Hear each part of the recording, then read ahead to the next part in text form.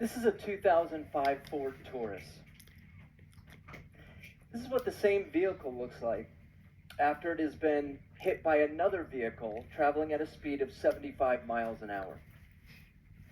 When this happens, the amount of energy that is transferred from the speeding vehicle to the vehicle that's at a standstill will not only cause this kind of damage, but will actually launch the car up into the air, causing it to land, in this case, right on its top. Now, I would love to be here giving you another breathtaking TED Talk of how I was the one in that vehicle and somehow miraculously survived. And while this is a story of my recovery, it's not because I was in that car.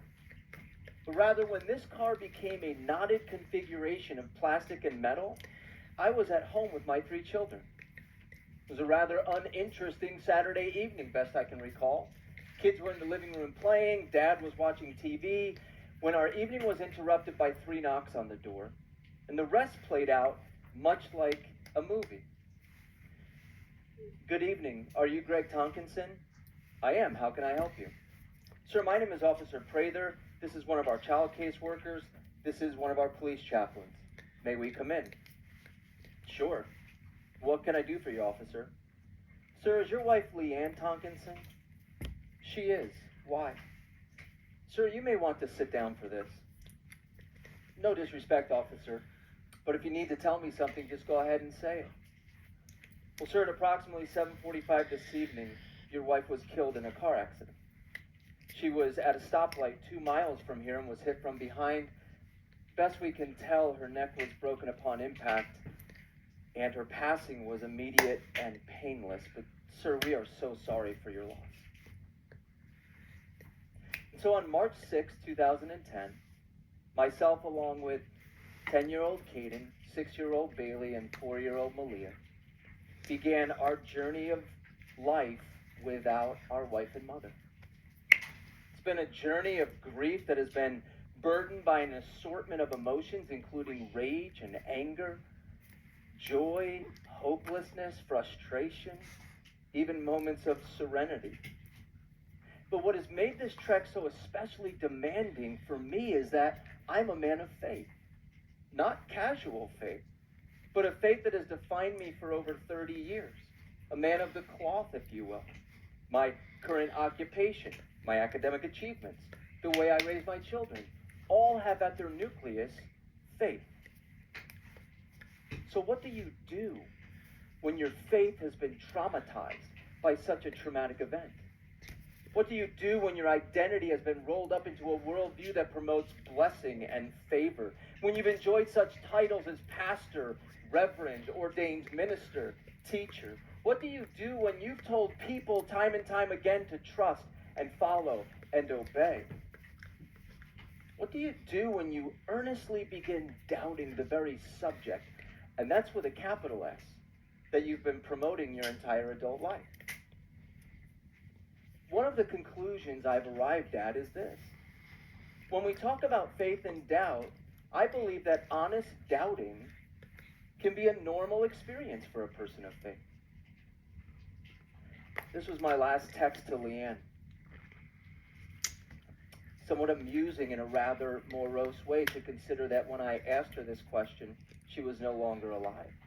I think that's what makes this issue of faith and doubt so complex, much more complex than the well-intentioned but rather insubstantial comments the kids and I received in the days that followed the accident, telling us that we were going to be okay or that she's an angel looking down on us. I believe that this complexity is derived from these fascinating brains we have. Brains that will spend the days that follow such a dreadful event trying to piece everything together as if somehow we could prove in a courtroom setting that the event shouldn't have taken place. And well, if that's the case, then history would have to be reversed and our suffering would cease. And so we contemplate and wonder, we fixate, we become consumed with the what ifs as if somehow that would change something, but we realize that our present days simply are marked by how many days we got out of bed and how many days we didn't.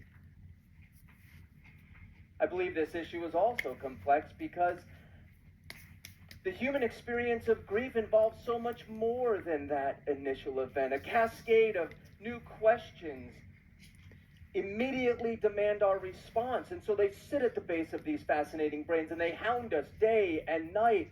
What will the future hold for you now? Who are you in light of what just happened? How will you ever make it on your own? I believe we were designed for peace, and now our lives are anything but that. Of course, this leads to frustration and anger. And I found myself with my highest grievances levied against none other than God Almighty. A unilateral prayer I had with God 5 days after the accident, as was recorded in my journal.